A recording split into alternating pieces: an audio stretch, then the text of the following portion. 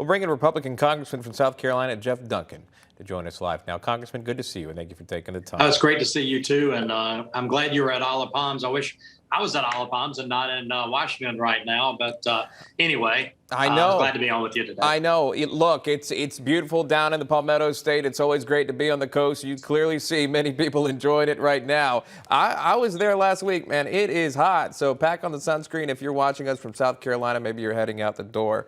But, Congressman, to get you on a more serious note there, as Kilmeny, our reporter, was laying out, talking about government spending during inflation as it continues to rise at record pace, 41-year high, 9.1%, and correlating to 60% gasoline prices are higher, 60%, clothing's up, rent is up, groceries are up, everything's up, and it continues to go up. Is more government spending needed, Congressman?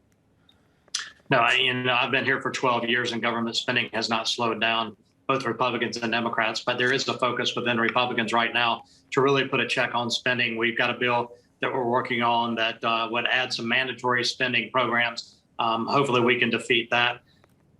And, we're $30 trillion in debt. At the end of the day, more government spending is not the answer. The answer is to unleash American energy independence and lower fuel prices, which translate to lower prices at the store for moms and dads, eases their pocketbook if they pay less to fill their tank up and go to work or to church or to wherever they go. And we can do that by unleashing the American energy renaissance that Donald Trump had begun during his term. But Joe Biden's been very clear. They've wanted to kill the fossil fuel industry. They have done that with canceling leases and lease sales, future lease sales, onshore and offshore. They've killed the American energy industry. He's tried to blame other people like Vladimir Putin and the war in Ukraine, but really Joe Biden and his administration is directly to blame for not only high energy prices, but the translating inflationary prices that we're seeing at the grocery store and other places. Right now, the current U.S. president is in Israel. He'll be traveling to Saudi Arabia to meet with Crown Prince bin Salman. We'll see that, Mohammed bin Salman. We'll see that here shortly, but a few stops along the way, nevertheless. The big talk, is he going to talk about oil and gas? Is he going to get what he needs for the American people? He's overseas trying to get it. I know the big argument is drill here, and it seems to be a partisan effort. Republicans want the president to authorize more drilling here to find more ways to get oil from the U.S. soil rather than going over the seas. Nevertheless, he'll be meeting with the Crown Prince on this. Do you expect that there will be talks about oil and gas, the necessities for the American people, and will he get it? Well, he's traveling 11,000 miles round trip to beg the Saudis to unleash their oil to lower gas prices for moms and dads here in America. But, he needs to travel, 800-something miles to Port Fourchon, Louisiana, or about 1,000 miles down to Midland, Texas, and talk to American energy producers about getting the American resources online. We're blessed in this country with abundant natural resources, oil and gas, but we're cursed with liberal politicians like Joe Biden and others that have killed the American energy sector because they have some utopian idea that we're going to transition immediately to electricity. Look, I like wind and solar. I think it's all groovy technology, but I know what works. I know it provides transportation fuels to move the goods and services and us to work every day, and also provides the 24/7, 365 baseload power that we need to turn the engines of manufacturing. That's necessary, and we have those resources here in this country. But the Biden administration wants to kill that, has killed that, and now he's going to Saudi to beg them to try to lower prices for moms and dads. It's just wrong. He needs to do that here at home with American energy producers. We're going to switch topics, if I can, with you, because a lot of the discussion has been And I just lost sound. Can you hear me now? I got you now. Yeah. All right. I sound like an old Verizon commercial.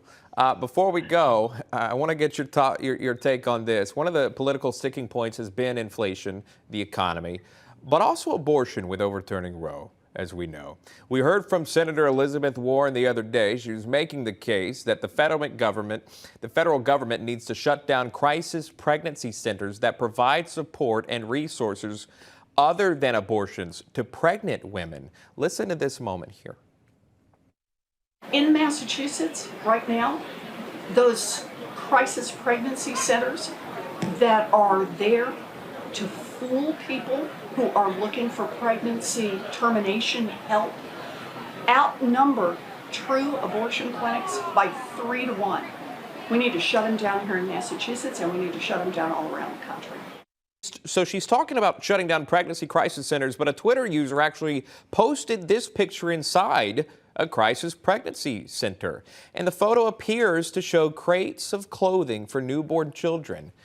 Now, beyond the issue of abortion itself, why do you think it is that some on the left are such strong advocates, so opposed to alternatives to abortions or alternative to supporting life? Why is this such a fight? Why can't pregnancy centers exist?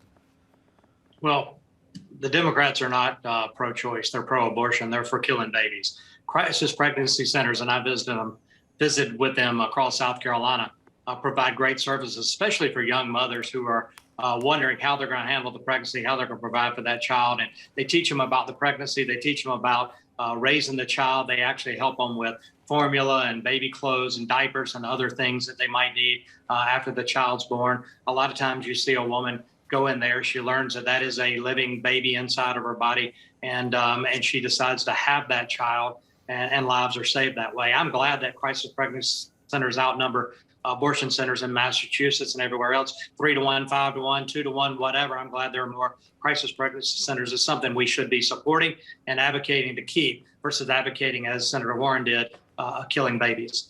Congressman Jeff Duncan of South Carolina, always good to see you, Congressman. Thank you for taking the time for our viewers. All right, take care now.